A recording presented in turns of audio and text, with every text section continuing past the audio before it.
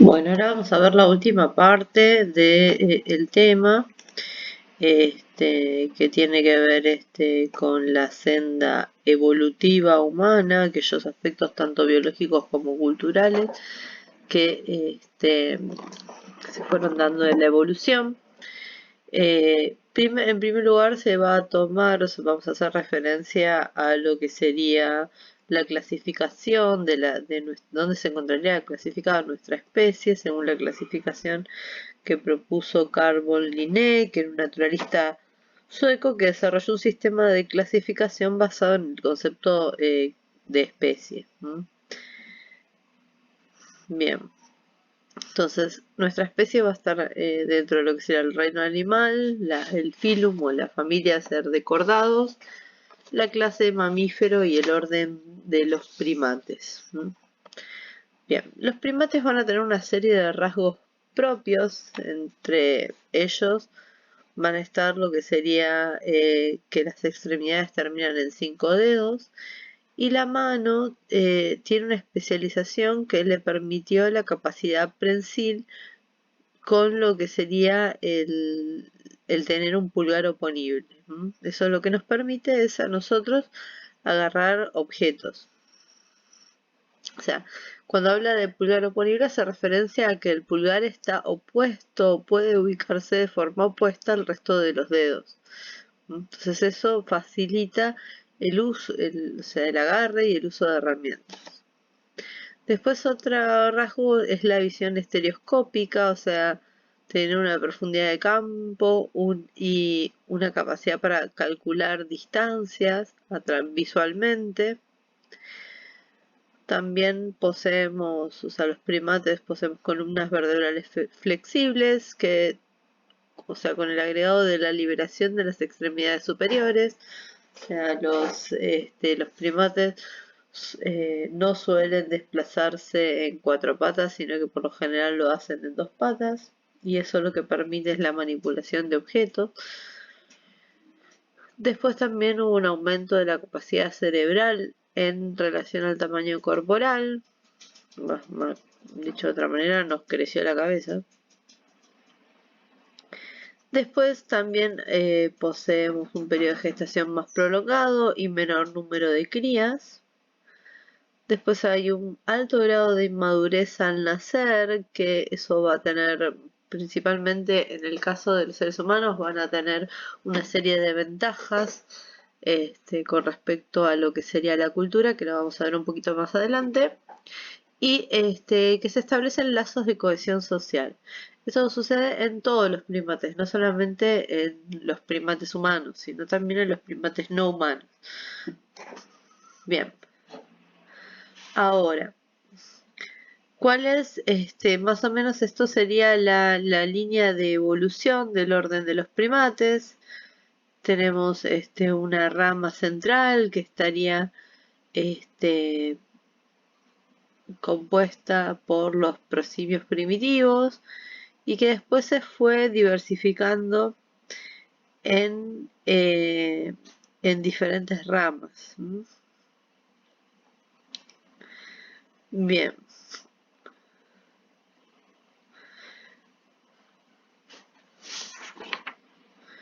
lo que tenemos que tener en cuenta es, para interpretar el cuadro, es que los descendientes de los mamíferos pequeños son precursores de los primates,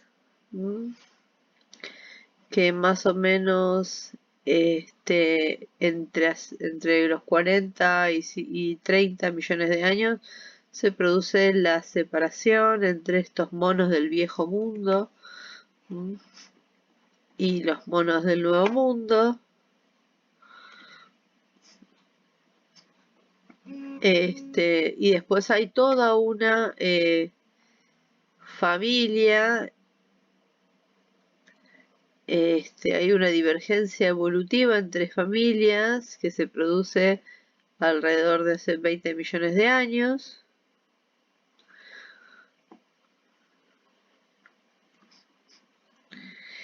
Y por último, que recién hace 5 millones de años aparece lo que sería el linaje evolutivo entre el chimpancé y el homínido. Bien. Entonces, antes, o sea, lo que se considera es que antes de esos 5 o 6 millones de años, tanto el chimpancé como el humano compartíamos un antepasado común.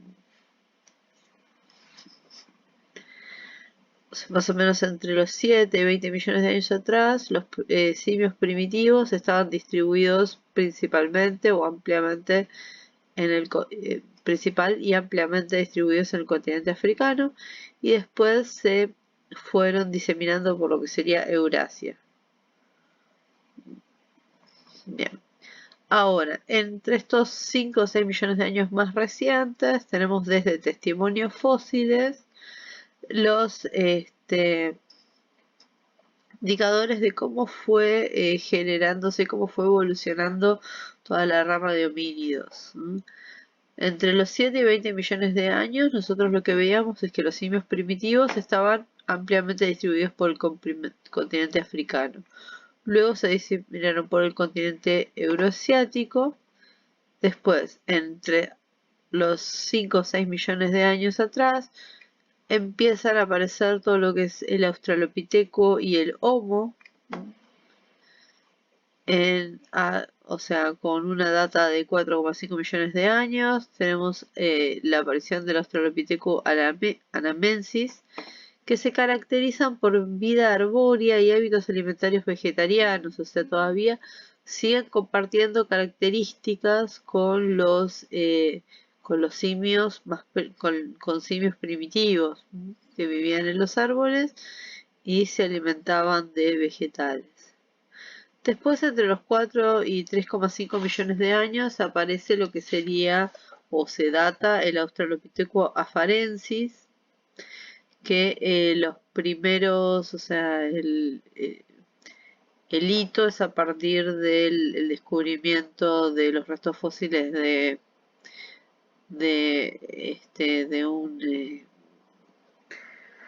un espécimen al que se le llamó, que fue hallado en 1974 y se le llamó Lucy, este, o haciendo referencia a una canción de los Beatles que se llama Lucy in the Sky with Diamonds, pero bueno, dato anecdótico. Pero la característica que tenía Lucy es, o sea, y todo el linaje de Lucy es que caminaba erguida y tenía una capacidad craneana de entre 400 y 500 centímetros cúbicos. Y después, de forma más reciente, en los últimos 2 millones de años, aparece el género Homo. Bien, después, dentro del género Homo tenemos una también cierta evolución, y cada uno de estos diferentes tipos de individuos tuvieron diferentes características.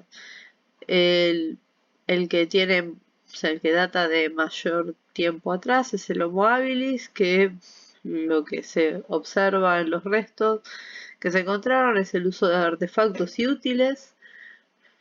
También tenía un aumento de la capacidad craneana comparado con la capacidad craneana de Lucy. Se calcula más o menos 680 centímetros cúbicos. Tenía aproximadamente, medía 1,55 para que se vayan dando una idea. Y era robusto, ágil, ya tenía capacidad prensil y caminaba erguido. También hay registros de que utilizaba el fuego pero que no era capaz de producirlo, o sea, si por alguna razón se producía fuego, lo sabía utilizarlo, pero no sabía cómo hacer un fuego, digamos. Y la protección frente a las inclemencias ambientales venía de protegerse en cuevas. Bien. Ahora, el Homo erectus, que es un poquito más reciente, entre 1,8 y 1,5 millones de años, era más alto que el Homo habilis, tenía un cerebro mayor de 1250 centímetros cúbicos. El pulgar estaba más separado, o sea, hubieron modificaciones en la mano, donde el pulgar se empezó a separar un poquito más del resto de los dedos. Hay registro de uso de herramientas como un hacha de mano realizada en piedra. También ya acá se observa el empleo del fuego. Posteriormente se expandió por todo lo que sería Europa y Asia. Y su presencia en la Tierra fue mucho más larga que lo que lleva hoy en día el ser humano. Bien. Después tenemos lo que sería el Homo sapiens sapiens, que se encontraba principalmente en el sur de África y el Oriente Próximo. Hay evidencia de que realizaban rituales mortuorios, o sea, enterraban a sus muertos en fosas, al igual que también lo hacía el hombre de Neandertal. También del Homo sapiens sapiens, entre estos 100 y 60.000 años atrás, se observan los primeros útiles realizados con huesos, que toman forma de hojas y también láminas largas y finas. Empiezan también a utilizar otros materiales como piedra y madera. También muestran capacidades de construcción y artísticas. Y hay registros de que se han construido viviendas y barcas.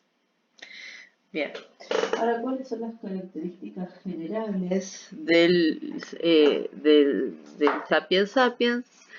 Primero, hay un elevado desarrollo neuromotriz que posibilita la compleja relación mano y cerebro. O sea, una de las características que tienen las manos es que nos permiten, o sea, hoy en día nos permiten lo que sería la motricidad fina.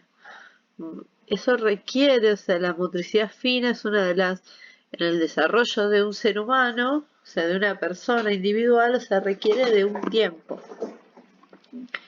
En el caso del Homo sapiens sapiens es es la primer individuo que logra ese desarrollo neuromotriz que permite esto. Después hay un incremento de volumen, y no solamente de volumen, sino de complejidad cerebral. Esto por ahí después ustedes lo vean en otras materias, como en bases, que una de las características que tiene el cerebro, o sea, los cerebros más desarrollados, es la presencia de pliegues en la corteza, y eso lo que permite es que en menor capacidad, o sea, en menor volumen, o sea, que el cerebro no haya necesitado crecer tanto, pero esos pliegues, esas cositas como arrugadas, hacen que haya mayor superficie de corteza. Y eso lo que hace es que o sea, se encargue o se puede encargar de funciones más complejas. También hay emergencia de conductas exploratorias y creativas. Comienza lo que sería el lenguaje articulado, la capacidad de simbolización, la habilidad de fabricación y uso de artefactos. Se agrega lo que sería la sexualidad continua, que esto maximiza el éxito reproductivo. O sea, muchos animales lo que tienen es periodos de celo y en esos periodos son donde los animales se aparean solamente. En cambio, con el Homo sapiens sapiens empieza esto de que la sexualidad puede ser todo el tiempo. Entonces, ya cuando hay una baja probabilidad en condiciones normales de que se produzca una preñez, o sea, el hecho de que la sexualidad sea continua hace que sea más frecuente y esa probabilidad aumente. Y también se empiezan a dar comportamientos sociales complejos, de, por ejemplo, establecer ciertas normas y leyes sociales. Bien, un concepto bastante interesante sobre el ser humano es el concepto de neotenia, que lo propone Gould en 1988. ¿Qué es la neotenia? Básicamente es la conservación de rasgos infantiles o juveniles que corresponden a nuestra orden durante mayor tiempo del ciclo vital y tras superar el momento de madurez. O sea, ¿qué es lo que quiere decir? Es que se conservan rasgos infantiles y juveniles por mucho más tiempo, a pesar de que el individuo ya esté maduro. Bien, ahora, ¿cuáles son los rasgos de los fetos primates que se conservan durante la vida extrauterina? Uno es la mandíbula pequeña y la cara juvenil, cráneo montado hacia arriba de nuestra columna vertebral, que haya un agujero occipital en el centro de la base del cráneo, que haya también un cerramiento tardío de las suturas craneanas. Vieron que siempre con los bebitos hay que tener mucho cuidado con la cabeza, es porque todavía, primero porque está este agujero occipital y porque las suturas craneanas todavía no se terminaron de cerrar, entonces es más frágil que el cráneo de un adulto. Después, o sea, esto también favorece que haya una expansión, o sea, que el cerebro siga creciendo una vez que el individuo dejó el útero.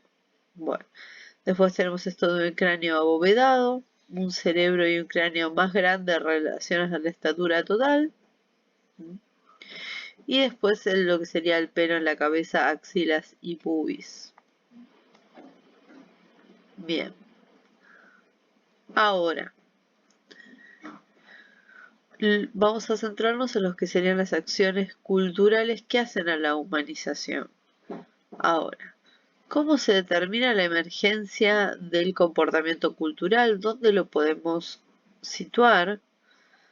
Lo que va a plantear en el siglo XVIII Linneo, que lo que distingue al Homo sapiens sapiens de sus antepasados es la capacidad de razonamiento, el agrandamiento del cráneo.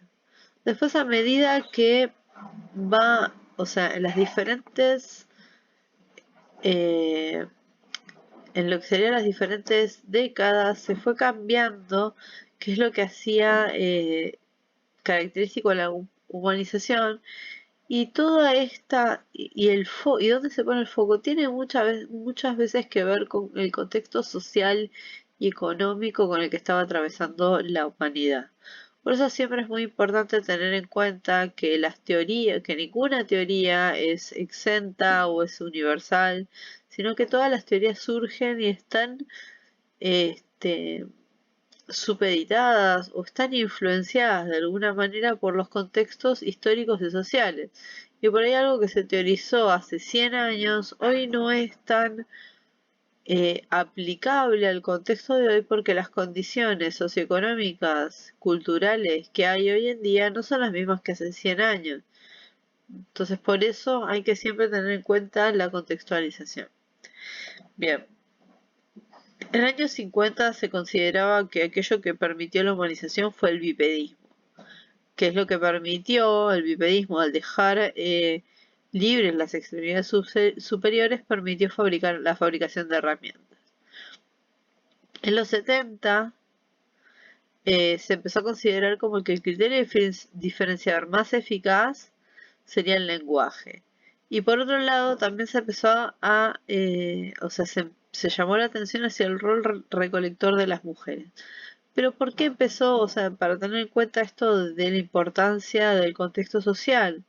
O sea, se focalizó, se hizo foco en el rol de las mujeres porque en esta época empieza a tomar mucha fuerza el movimiento feminista. Después en los 80 se empezó a hacer foco en lo que sería el rol cooperativo de ambos sexos y en los 90 se empieza a considerar que es la fabricación de artefactos. Ahora, en los últimos años se considera que una característica, una acción cultural característica del humano es esto del comportamiento carroñero. Comportamiento carroñero, o sea, el hecho de que nosotros obtenemos alimentos y no los ingerimos apenas el animal murió, sino que tenemos conductas donde guardamos esos alimentos y los consumimos posteriormente. A eso se refiere como comportamiento carroñero. Bien.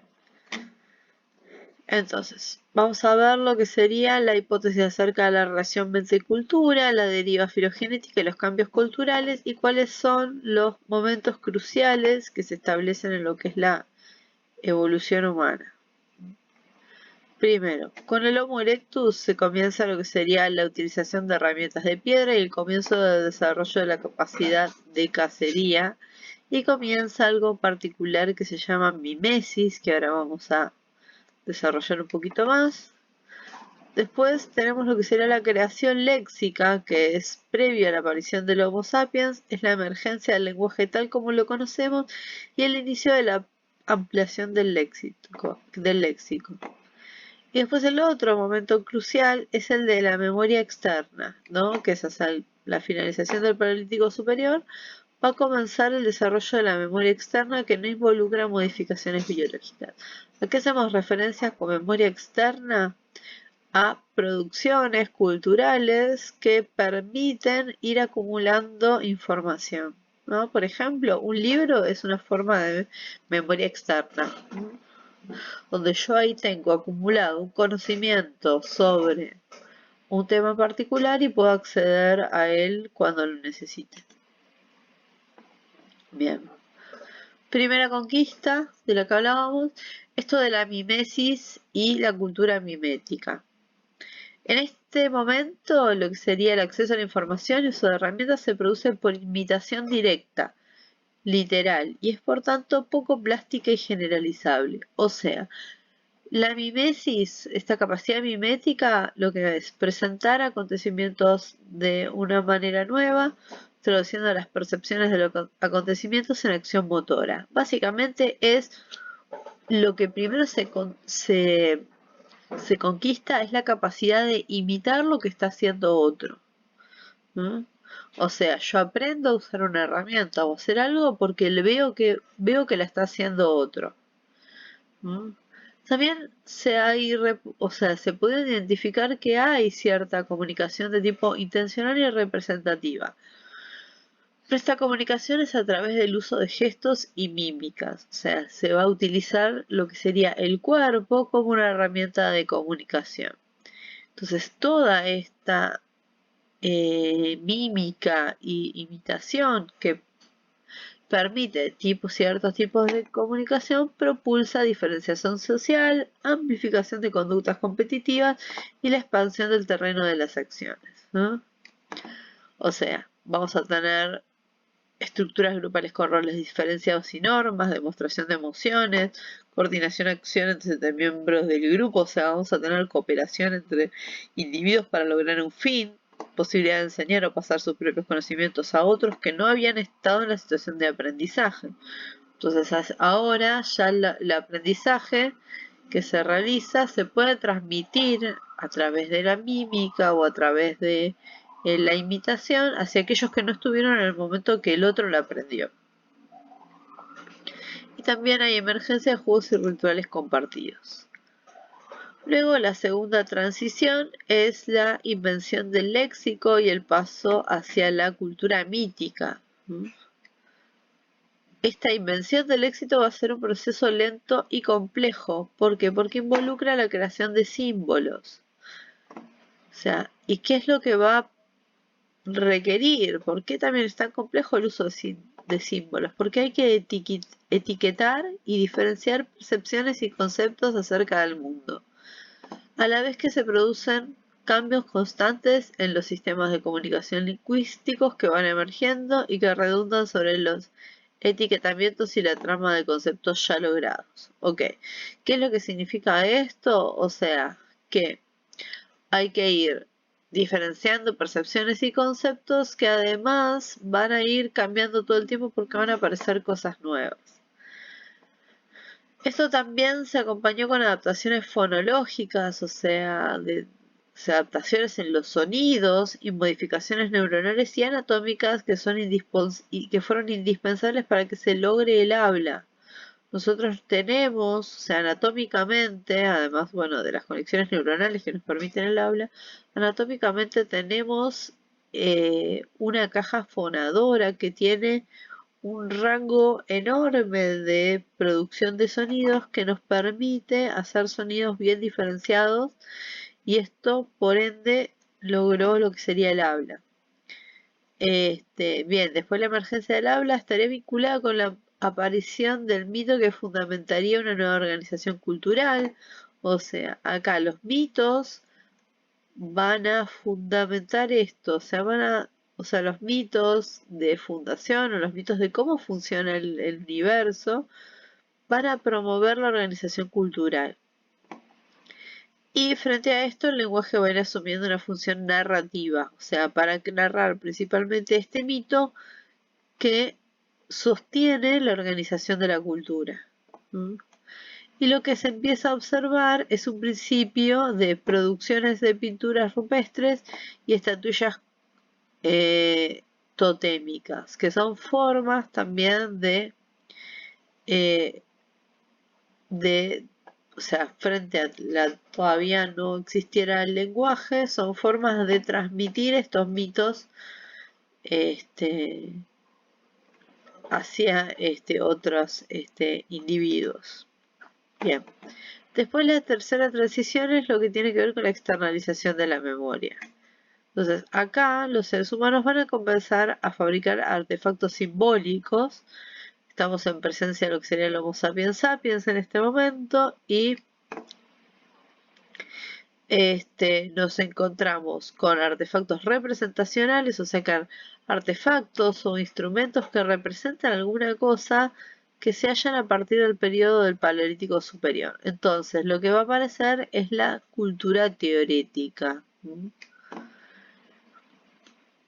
Esta creación de memoria externa introduce nuevas propiedades en el almacenamiento y sistema de recuperación de conocimiento de los seres humanos. O sea, ahora yo no solamente necesito que esté presente aquella persona que estuvo en el momento del aprendizaje para transmitirme el conocimiento, sino que a partir de la creación de instrumentos de memoria externa, lo que yo puedo es adquirir este conocimiento y que otra persona solamente a través de estos elementos de memoria externa pueda acceder a ese conocimiento también. Bien, y después el uso o sea, esto terminó con sería el uso de la escritura que condujo a su vez al desarrollo de sistemas filosóficos y de producción científica.